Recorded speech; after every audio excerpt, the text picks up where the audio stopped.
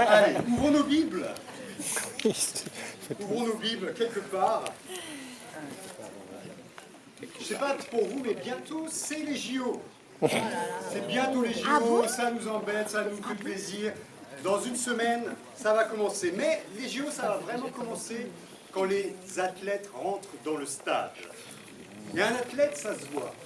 Ça se voit en fonction de sa discipline. Vous savez, vous faites de l'endurance, vous êtes fin, comme moi.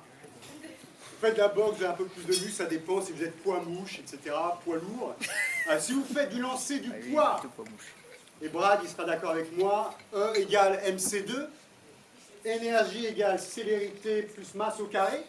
Donc plus il y a de la masse, plus il y a d'énergie. Donc on sait que généralement les lanceurs de poids, ils sont assez costauds. Ça sera peut-être plutôt Brad, pas moi. Ça va Brad, t'es pas blessé? Non. Moi je serais plutôt le poids que Brad va lancer. Donc, mais ça se voit un athlète, comment il est. Et pour nous en tant que chrétiens, entrer dans le stade, c'est entendre la parole de Dieu, avoir la foi, quelle est la parole de Dieu, se repentir à cause de l'amour de Jésus, comme nous l'a présenté Agnès.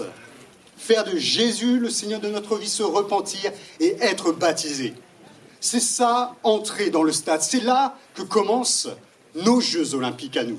Si vous n'êtes pas baptisé, si vous ne vous êtes pas repenti, vous n'êtes pas dans le stade, vous êtes juste des spectateurs. Vous savez, les spectateurs, ils ont du gras.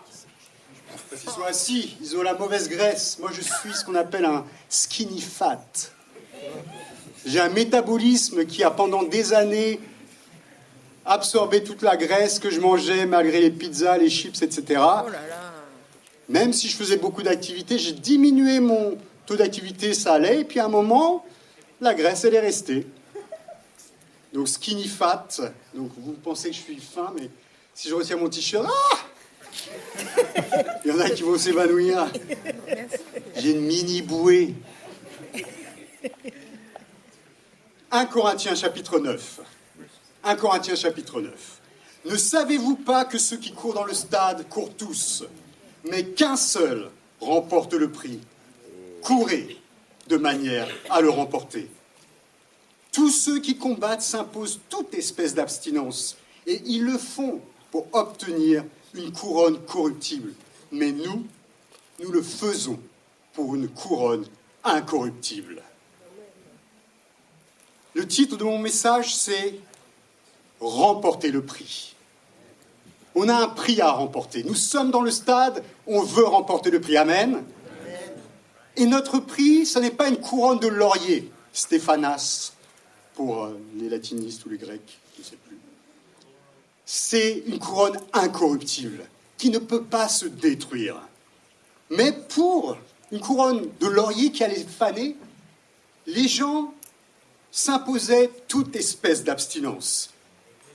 Ce qu'ils faisaient, c'est qu'au verset 26, ils couraient, non pas à l'aventure, ils courent avec un but.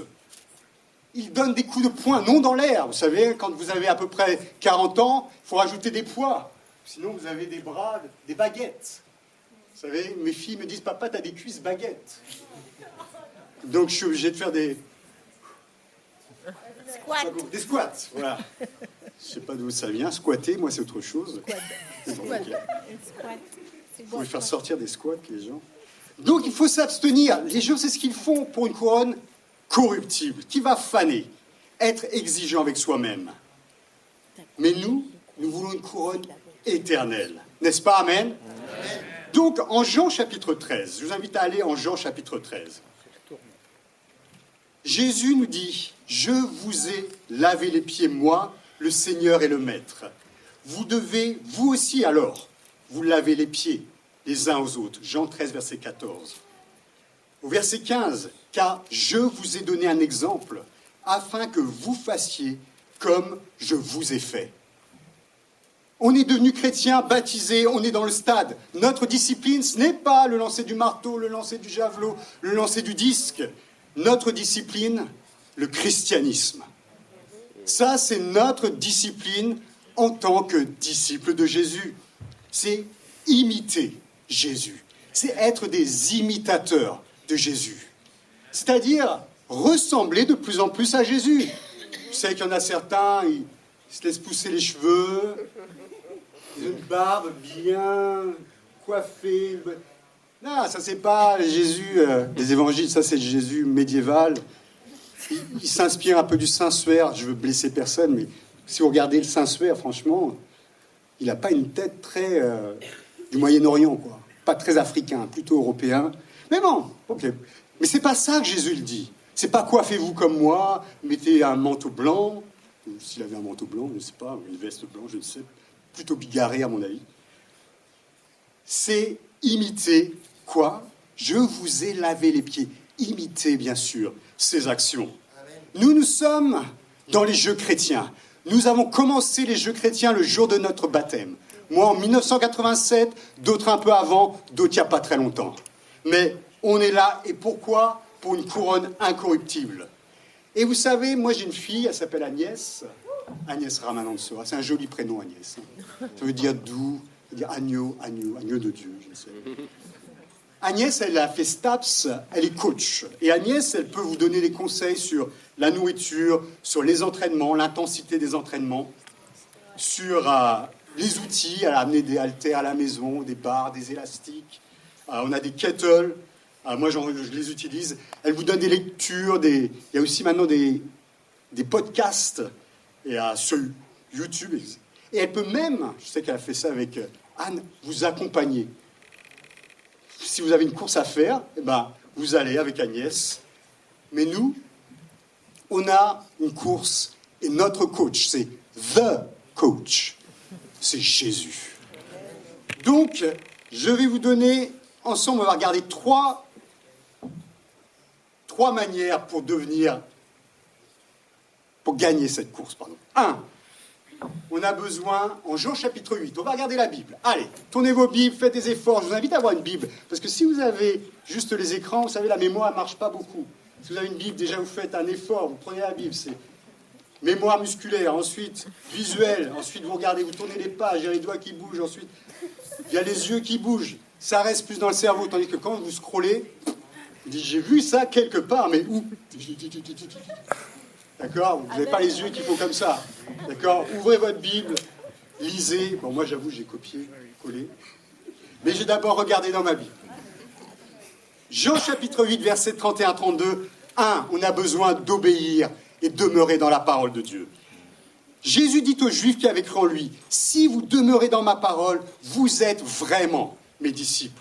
Vous connaîtrez la vérité et la vérité vous rendra libre. » Question, vous êtes un disciple de Jésus ou vous êtes vraiment un disciple de Jésus?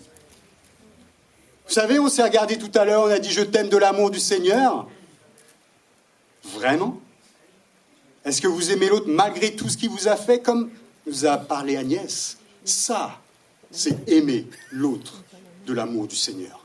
La personne qui vous a violenté, molesté, et je crois parfois ici, « Ah, tu m'as blessé, je ne peux plus te parler. Ah, il n'est pas trop comme moi, je ne peux pas trop lui parler. » Hey, on veut être vraiment des disciples de Jésus. Comment faire pour être vraiment des disciples de Jésus? Demeurer dans la parole de Dieu. Comment faire pour demeurer dans la parole de Dieu? 1, il faut la lire. 2, il faut l'apprendre par cœur. Pourquoi l'apprendre par cœur? Allez, quelqu'un peut me dire une raison pourquoi l'apprendre par cœur? Vous êtes des disciples de Jésus parce que le cœur, c'est la source de la vie. Et si la Bible est dans votre cœur, eh oui, il y en a, mais c'est ça. Si la Bible elle est dans votre cœur, elle va irriguer vos actes, elle va irriguer vos muscles. On a besoin d'apprendre la parole par cœur. Pas dans la tête, on n'est pas des cerveaux sur pattes, on a un cœur. On a besoin d'étudier, on a besoin de réfléchir à la parole. On a besoin de lire des livres qu'on n'a jamais lus. Les petits prophètes, qui sont-ils? Pourquoi ils sont petits? Ils avaient une petite taille, pourquoi on les appelle les petits prophètes? Prophètes mineurs, ils étaient comme les nains dans le Seigneur des Anneaux, les prophètes mineurs. Non. C'était juste le livre qui était plus petit. Mais on a besoin Quand Agnès, elle est allée dans une église, elle a vu des gens qui ont pratiqué la parole. Pas des gens juste qui allaient sur des fauteuils, mais des gens qui lisaient la parole et qui pratiquaient. Est-ce que vous étudiez des thèmes dans la Bible? C'est les vacances, c'est le moment de creuser, de poser des questions. Et toi, qu'est-ce que tu lis à Brennus? Et toi, qu'est-ce que tu lis à Agnès? Et toi, qu'est-ce que tu lis, Frédéric? Et toi, qu'est-ce que tu lis, Charles? Deuxième chose, si on veut demeurer dans la parole de Dieu, Jacques chapitre 1. Allez, on va tourner encore. Tac, tac, tac, tac. Il y en a qui ne tournent pas. J'ai pas mis de... Donc j'imagine que la parole... C'est quoi Jacques chapitre 1? Allez, Jacques chapitre 1, 22, Frédéric. À peu près. Qu'est-ce qu'on dit au Jacques chapitre 1? Le miroir, amen. Voilà. Voilà. Ça fait combien de temps que tu es baptisé, toi? 33 ans, voilà. Jacques chapitre 1. Mettez en pratique la parole et ne vous bornez pas à l'écouter en vous trompant vous-même par de faux raisonnements. Le défi, c'est quand on vient ici, on écoute, on part, on a oublié. La Bible dit, ne vous bornez pas à l'écouter. On a besoin, je vous invite à réfléchir, à écouter tout ce qui a été dit, tout ce qui est en train d'être dit, et à prendre une décision. Moi, ce qui m'a frappé, c'est que j'étais à une réunion des étudiants, amen. J'ai fait un message, et après j'ai dit, quelles sont les décisions?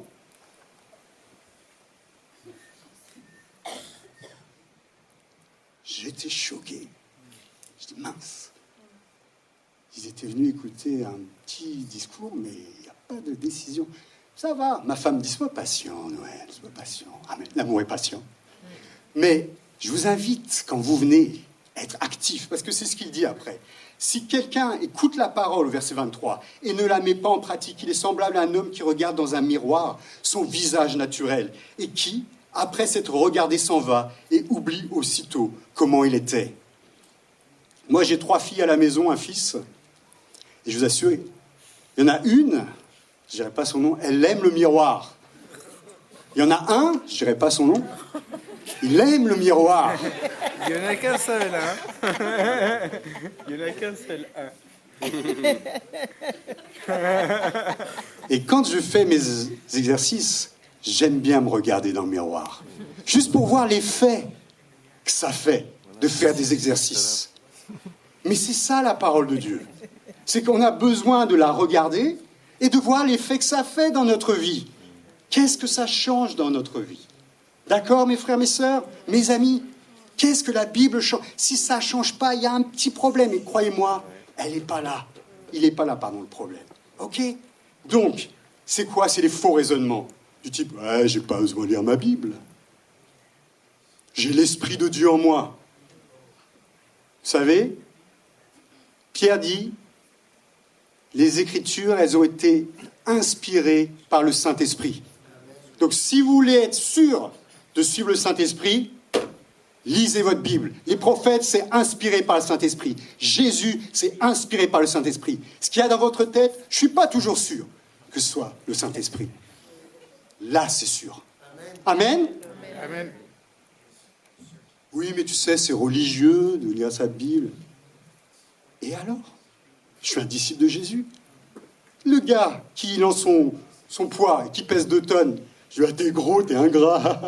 Ah, mais quand il pousse son poids, moi, avec une skinny fat, j'ai bien l'air minable. Et vous, comment vivez-vous votre vie sans lire la Bible, sans la pratiquer, sans en parler? Vous êtes quoi? Vraiment un disciple de Jésus? Posez-vous la question et trouvez la réponse. Si c'est non, repentez-vous. Amen. Ça va, on peut se repentir, on est là pour. Et si c'est oui, progressons. Amen. Donc, deuxième chose, pour gagner ces jeux chrétiens, on a besoin, en Jean chapitre 13, une deuxième qualité d'un disciple de Jésus, et Adrien en a parlé, on a besoin d'aimer. Jean 13 au verset 1. Avant la fête de Pâques, sachant que son heure était venue de passer de ce monde au Père, et ayant aimé les siens qui étaient dans le monde, Jésus les aima jusqu'au bout. Jean 13, 1. Jésus les aima jusqu'au bout. La Bible dit même, les aima à l'extrême. Jésus, il a pensé aux autres avant de penser à lui. Quand vous êtes ici, à quoi vous pensez? Quand vous êtes à la maison, à quoi vous pensez? À qui vous pensez? À qui pensons-nous? Lévitique, chapitre 19, verset 18 dit « Tu aimeras ton prochain comme toi-même. » Amen. Ouais, c'est déjà pas mal. Comme a dit Adrien, Jésus nous a donné un commandement nouveau. Et les gars, là, le standard, il est élevé. Il dit au verset 34-35 du chapitre 13, « Je vous donne un commandement nouveau, aimez-vous les uns les autres comme votre prochain. Comme vous aimez un sundae, comme vous aimez des donuts de Krispy Kreme. Aimez comme vous aimez un Big Mac. Non, non, non. Aimez comme votre mère vous a aimé. Aimez comme votre père vous a aimé. Non! Il a dit, comme je vous ai aimé. Et là, le standard, il est élevé. Et on est dans une église de disciples de Jésus. Notre standard, c'est Jésus. C'est Jésus. On a besoin de se rappeler ça. Le standard, c'est... Mais Noël, vous avez dit Jésus Seigneur. C'est pas moi qui l'ai dit pour vous. C'est pas la personne qui vous a baptisé qui l'a dit pour vous. Soyez fidèles à votre parole. Aimez. Moi, je vous encourage. On s'encourage à s'aimer les uns les autres comme Jésus. Vous savez, il y a ma fille, Diane, elle allait à une réunion des ados. Puis, ils ont parlé comment ça se passe à la maison. Et Diane, je sais pas, ils parlaient de Jésus. Et Diane, elle a pleuré, semblerait. Et en fait, ma femme m'a dit à la maison, ah, tu sais, ta fille, elle a besoin de te dire quelque chose. Ok, bon, j'aime bien que Diane, elle ne parle pas beaucoup, elle est super gentille, elle fait un stage chez toi, Anne. Et Diane, vraiment, c'est adorable. Puis elle me dit, papa, tu sais, à la maison, toi, Agnès et Alice, vous parlez beaucoup de Jésus, mais vous n'aimez pas beaucoup maman en ce qui concerne le ménage, comme Jésus. Et Diane, c'est pas un disciple de Jésus. J'étais mal.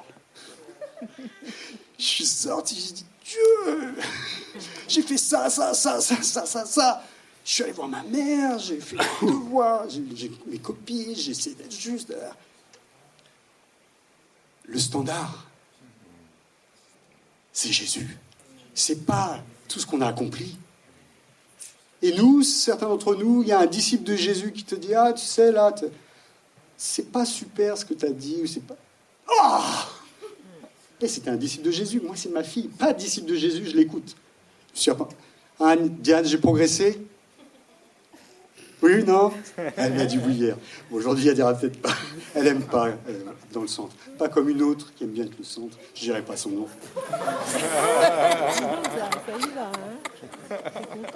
Mais imaginez, Pierre, André, Jacques et les autres. Il y avait des pêcheurs, il y avait un collecteur d'impôts, il y avait un traître en puissance, là. Il y avait des violents qui voulaient envoyer des éclairs. Il y avait un zélote, un gars qui aurait voulu l'indépendance par la guerre du peuple d'Israël. Jésus dit, aimez-vous comme moi je vous ai aimé. La question que j'ai à vous poser, comment Jésus vous aime? Sincèrement, comment est-ce que Jésus vous aime? Parce qu'il ne m'a pas aimé exactement de la même manière que vous. Et ça, c'est ce qu'on a besoin de lire dans la parole de Dieu. Amen. Quels sont les versets qui m'ont touché? Est-ce que c'est lorsqu'il a lavé les pieds? Jésus me lave les pieds. Jésus m'a enseigné. Jésus m'a nourri. Jésus m'a soigné. Jésus a chanté avec moi. Jésus a mangé avec moi. Qu'est-ce qu'il a fait, Jésus, pour vous montrer son amour? Oui, bien sûr. Il a montré sur la croix. Amen. Et là, pour tout le monde, là, c'est égalité. Mais après, il a donné des choses particulières à chacun. C'est vrai. Moi, il m'a donné une femme exceptionnelle. Amen. Que personne d'autre ne peut avoir. Il m'a beaucoup aimé. Mais il nous corrige aussi. Comment il vous corrige? Il dit, merci Dieu, parce que je sais que Dieu, il corrige celui qu'il aime. Si vous êtes exempt de la correction, Vous êtes des bâtards. Et nous, on fuit la correction. Ah là là là là. Bienveillance, l'amour, la bienveillance, l'amour. Bam! Agnès, elle a toujours peur quand on passe un moment ensemble, parce qu'elle sait que je l'aime beaucoup.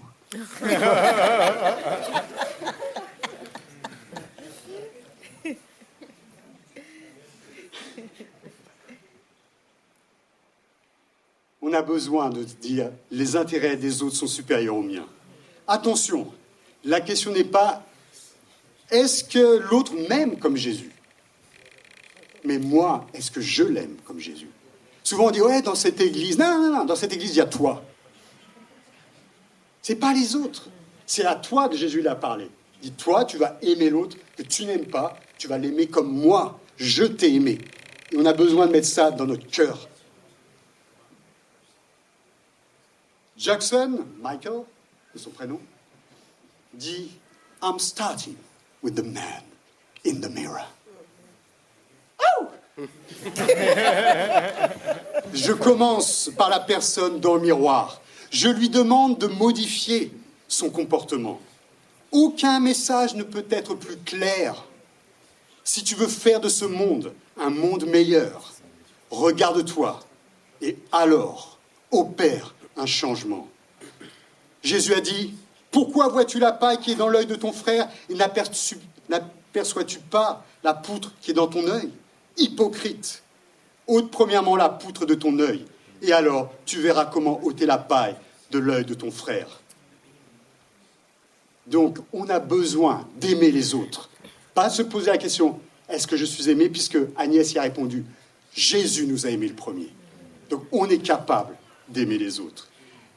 Et mon dernier point, un disciple est un avec Jésus et renonce à lui pour porter du fruit. En Jean chapitre 15, au verset 5, Jésus dit « Je suis le cep, vous les sarments. Celui qui demeure en moi et en qui je demeure porte beaucoup de fruits. Si A est inclus dans B et B est inclus dans A égale B, parfaitement unis. » On va revoir notre système euclidien, 6e, 1978, 79 pour moi. Je m'en souviens, ça m'a frappé. Si A, inter B, etc. Lisez Jean, vous verrez, il y a plein de mathématiques là-dedans. Moi, j'ai fait de l'anglais, mais ma femme m'a dit, toi, tu as dû faire des maths. Et ça, c'est ma femme. Mais je l'ai connue trop tard. Peu importe, pas trop tard. Heureusement que je l'ai connue. Qui est marié ici? Hein? Vous aimez votre femme? Hein? Vous aimez votre homme? Votre mari? Hein? Mais n'oubliez pas, c'est comme Jésus. D'accord? Malgré lui, malgré ce qu'il a fait hier soir, la semaine dernière, ou ce qu'elle a fait il y a 2 ans, hein, il y a 3 ans, comme Jésus. C'est pas parce qu'il vous aime que vous l'aimez, c'est parce que Jésus vous aime. Amen. Amen. Et les filles et les fils, la même chose pour les pères, la même chose pour les fils, et les mères pour les filles. Donc, on demeure avec Jésus. Il a dit, si vous portez beaucoup de fruits, au verset 8, c'est ainsi que mon Père sera glorifié, et vous serez mes disciples. Un disciple de Jésus porte beaucoup de fruits. Beaucoup, beaucoup de fruits. Comment porter du fruit? Luc chapitre 9, verset 23. On a besoin de renoncer à soi. On a besoin de porter sa croix chaque jour. Et on a besoin de suivre Jésus. Renoncer à soi, ne pas chercher son intérêt. Bien sûr, renoncer au péché. Renoncer à la convoitise, au mensonge, au meurtre, à la violence incontrôlée. Mais même renoncer à ses droits. J'ai le droit. J'ai le droit de ne pas venir le dimanche au CGR parce que j'habite loin. J'ai le droit. J'ai vu pendant des années des gens qui se déplaçaient. Je ne dis pas qu'il faut venir tous les dimanches si vous êtes handicapé, etc. Je sais pas. Mais plein de choses. Renoncer à nos droits. Oui, on a le droit. La Bible dit, on est libre. C'est une loi de la liberté. Maintenant, qu'est-ce qu'on va faire de cette liberté? Est-ce qu'on va s'édifier les uns des autres? On a besoin de porter bien, avoir une petite croix. Moi, je leur ai acheté quand elles étaient petites, des petits anges, parce que je disais, moi, je ne veux pas être d'une certaine dénomination. Pour moi, porter sa croix, c'était vivre la vie chrétienne, la vie chrétienne. Et on a besoin, bien sûr, ça peut aider de porter une petite croix. Il y a des gens qui sont, oh, mais t'es chrétien, waouh, ils sont attirés, amen, amen. Mais porter notre croix, ça doit se voir. On est fiers des chrétiens. Je suis chrétien. Est-ce que tu le vois? Et si tu ne le vois pas, qu'est-ce que je peux changer? Parce que c'est déjà être chrétien que de faire preuve d'humilité. Amen. D'accord. Donc, Galates chapitre 5 au verset 22, Jésus dit,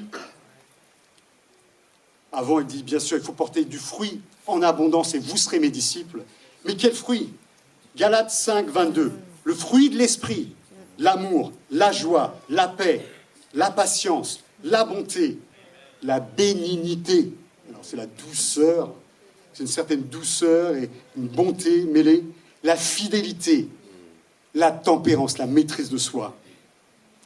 Vous savez, quand je suis venu à l'église, la première fois en 1987, septembre 87, je me souviendrai toujours, il y a eu un avant et un après. Quand je suis venu, j'ai dit, waouh, il y a de l'amour ici. Il y a de la joie dans cette assemblée. Il y a de la paix. Il y a de la patience. Il y avait Brad, il était marié avec Anne. Elle était joyeuse, Anne. Brad était américain. Il y avait des Suédois dans l'église.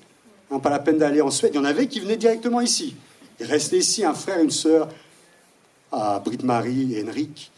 Il y avait des Irlandaises. Il y avait une famille irlandaise, 3 sœurs irlandaises. Il y avait 2 Malgaches, mon frère et moi. Il y avait un Turc, Nouran. C'était international. Il y avait Christian Vaillant et sa sœur qui étaient là. C'était une famille. Ça me frappait. Je dis, il y a de l'amour ici, en abondance. Et vous savez, c'est comme ça que cette église s'est multipliée. C'est parce qu'il y avait ce renoncement à soi. Les gens, ils venaient, je renonce à moi. Brad, il a renoncé à sa carrière aux États-Unis pour venir ici. Les gens, ils renonçaient à leur lâcheté. Ils renonçaient à leur carrière.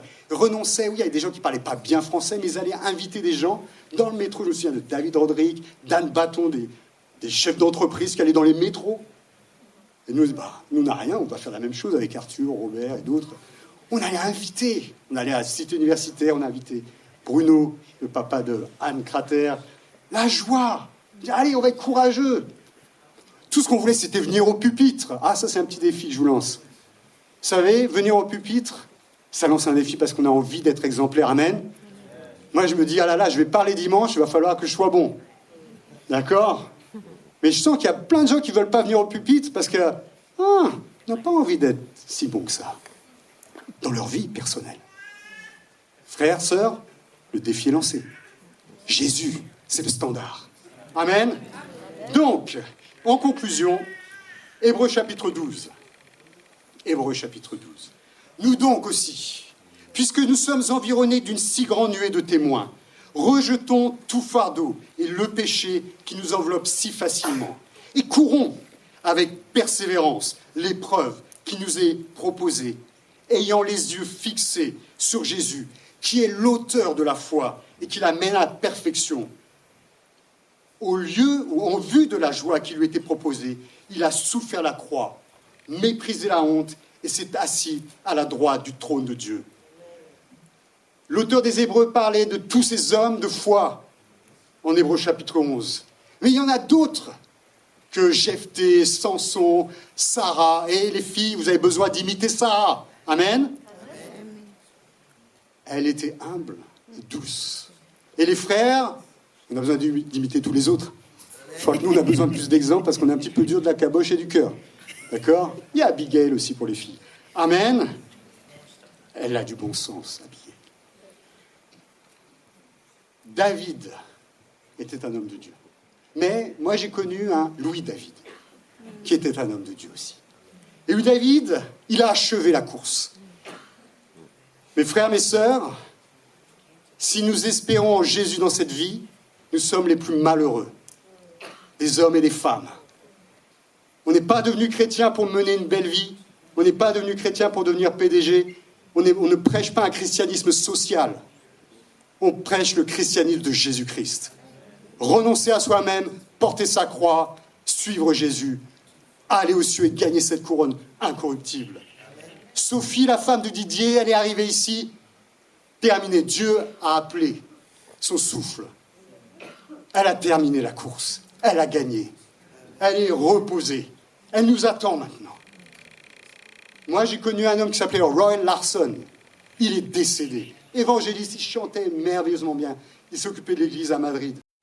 Il était ici à Paris, décédé il y a quelques années. Il m'a inspiré. Carlos Montero, terminez la course. Wyndham Shaw, terminez la course. Scott Green, terminez la course. Ça y est, ils sont dans le lieu où on se repose, on attend. On attend la remise des récompenses. Eli Gizon, il est là, dans le sas de décompression. On attend la remise des récompenses. Nous, on est toujours dans le stade. Il y a d'autres qui sont inconnus à travers les siècles. D'autres, peut-être que vous connaissez vous-même. Mais dans cette vie, nous sommes là pour courir avec persévérance, en rejetant tout fardeau et le péché qui nous enveloppe si facilement. Utilisons nos muscles spirituels pour rejeter tout ça, pour rejeter cette graisse qui nous fait mal, qui nous alourdit, qui remplit notre cœur et nous empêche de respirer comme il faut. L'objectif de Jésus, c'est le trône de Dieu. Il voulait nous y emmener. Les jeux chrétiens ont commencé le jour de votre baptême. Où en êtes-vous?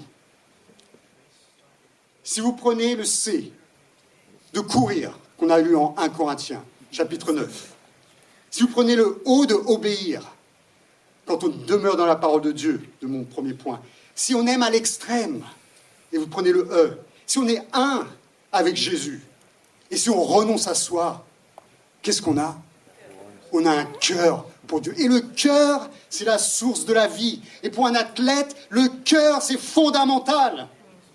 Il a besoin d'être irrigué de l'amour de Dieu, irrigué par le sang de Dieu, irrigué par le sang de Jésus, purifié. On a besoin de courir, comme dit Hébreux, chapitre 12, courir les yeux fixés sur Jésus, qui est l'auteur de la foi, qui l'amène à la perfection. Il a méprisé la honte, il a regardé la joie qui lui était proposée. Regardons cette croix, cette couronne, plus exactement, qui nous est proposée. Levons-nous, allez! Levons-nous! Allez! On a une course à courir, mes frères et sœurs. Je vais demander aux chanteurs de venir. Et on va chanter. On va chanter. Moi, j'ai chanté avec Charles Desruisseaux en courant. Première fois de ma vie que j'arrivais à chanter. Mais c'est l'entraînement. On a besoin de s'entraîner à chanter en courant à la gloire de Dieu.